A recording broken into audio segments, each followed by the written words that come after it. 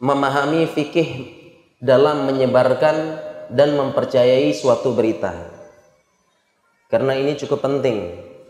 Karena mohon maaf sekali lagi, berita-berita tentang vaksin yang menyebar, misalnya ada babinya, haram, kemudian bahaya, menyebabkan cacat, bisnis terselubung dan sebagainya, ini berita yang tidak benar. Bersumber dari sumber-sumber yang tidak valid, bahkan tokoh-tokoh yang tidak ada, tokoh-tokoh fiktif.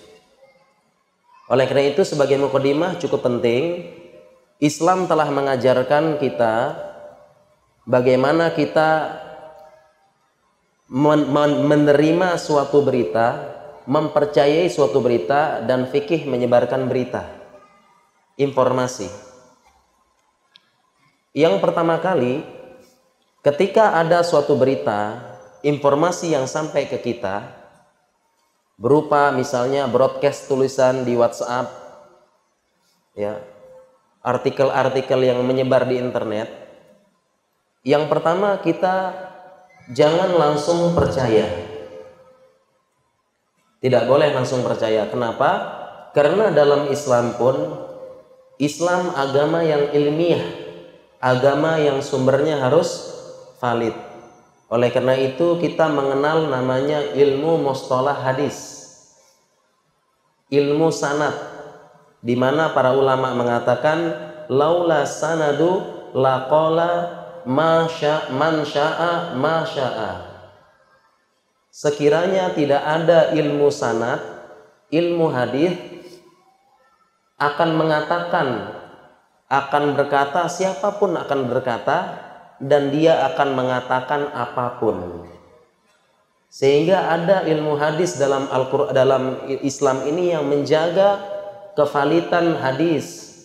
Di sana dinilai kan, jangan langsung percaya. Ada yang mengatakan ini hadis Rasulullah, dilihat dulu bagaimana perawinya, sikoh apa tidak, dipercaya apa tidak, kemudian dilihat juga hafalannya bagaimana, antar perawi ketemu apa enggak. Ini ilmiahnya ilmu Islam. Demikian juga Islam mengajarkan agar kita sebelum menerima informasi, menerima broadcast, menerima apapun itu, kita harus cek dulu ini benar apa tidak.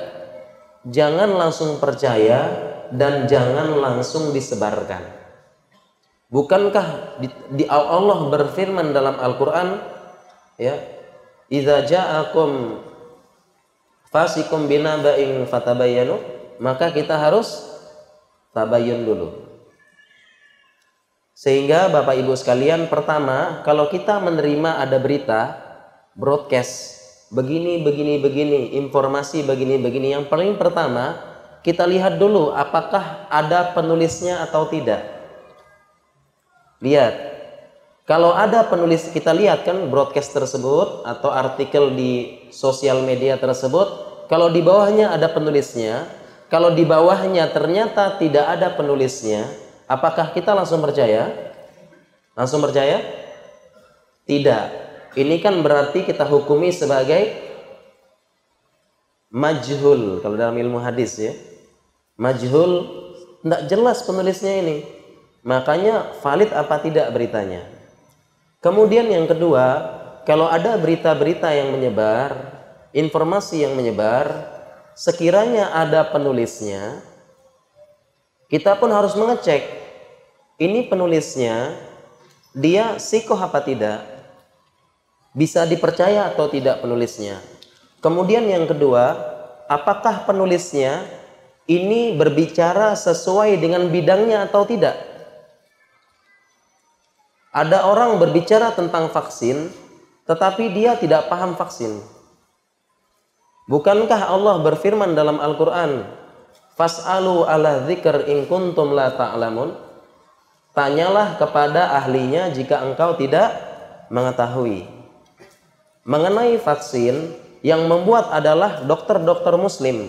Bahkan nanti kita jelaskan, yang menemukan vaksin pertama kali adalah dokter muslim dengan sumber-sumber yang ilmiah. Bukankah kalau kita bertanya harus dengan ahlinya? Kita tanya vaksin itu bagaimana pembuatannya, bagaimana prosesnya, bagaimana prosedurnya. Kita tanya kepada yang ahlinya.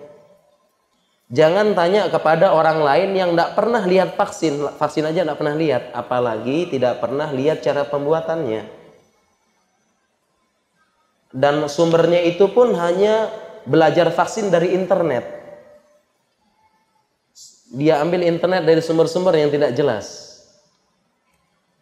Jadi dalam Islam demikian kan, dilihat dulu penulisnya, ini valid apa tidak, penulisnya ahli apa tidak. Ahli tidak ngomong vaksin.